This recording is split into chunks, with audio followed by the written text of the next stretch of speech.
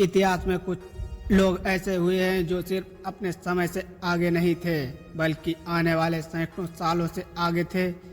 आज हम ऐसे ही इंसान की कहानी सुनाएंगे जिनने दुनिया को सोचने पर मजबूर कर दिया है। जिसे दुनिया चित्रकार कहती थी, वैज्ञानिक कहती थी, इंजीनियर भी कहती थी और डॉक्टर और आविष्कार कहती थी। और सच तो कहें उसे किसी एक नाम से बांधा नहीं जा सकता। उस इंसान का नाम है लियोनार्दो दा विंची। 15 अप्रैल 1452 ईस्वी में जन्मे इटली के एक छोटे गांव में जो कि विंची में जन्म हुआ। उनका नाम रखा गया लियोनार्दो। लियोनार्दो कोई राजकुमार नहीं थे, एक सामान्य परिवार से ही थे। उनके पिता एक वकील थे, माँ एक किसान थी। समाज ने उसे कभी अपना नहीं माना, लेकिन इतिहास को कुछ और ही मंजूर था। लियोनार्दो बाकी बच्चों जैसे नहीं थे। वह चीजों को सिर्फ देखते नहीं थे बल्कि घूरते भी थे। वह देखते थे पत्तों की नसें, पानी की लहरें और पक्षी कैसे उड़ते हैं, उनको इंसान के चेहरे के हाव भाव। वह हर चीज पर सवाल उठाते थे कि पक्षी कैसे उड़ते हैं, मानव का शरीर कैसे काम करता है, अगर इंसान उड़ सके तो कैसा रहेगा। यह जिज्ञासा उन्हें बाकियों से अलग बनाती थी। उनकी प्रतिभा तब खुलकर आई जब 14 साल की उम्र में लियोनार्दो को फ्लोरेंस के एक प्रसिद्ध कलाकार एंड्रिया डेल के यहाँ प्रशिक्षण मिला।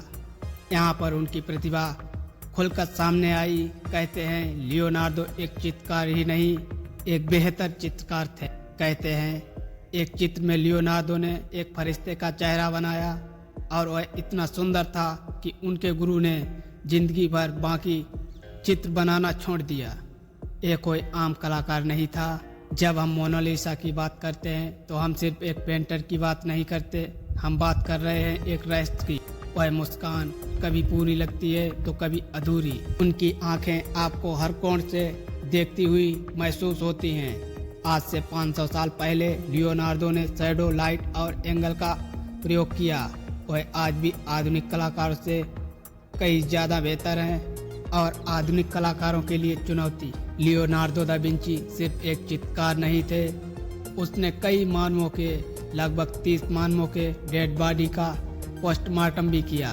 उस समय एक अपराध माना जाता था, लेकिन उनकी जानने की इच्छा थी कि इंसान अंदर से कैसा है। उन्होंने हृदय और मस्तिष्क, मांसपेशियां की इतनी सटीक जानकारी के साथ बनाई कि आज के डॉक्टर भी हैरान रह जाते हैं। लियोनार्दो ने हेलीकॉप्टर का डिजाइन तब बना दिया जब दुनिया को हवाई जहाज का मतलब भी नहीं पता था। उनके 90% आइडिया उस समय नहीं बने, लेकिन आज हम वही इस्तेमाल कर रहे हैं। लियोनार्दो अपनी हर सोच लिखता था। उसकी पुस्तक में लगभग 13,000 से ज्यादा पन्ने थे।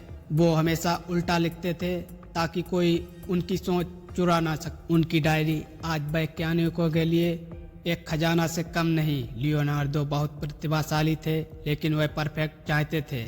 इसी वजह से उनके कई प्रोजेक्ट अधूरे रह गए।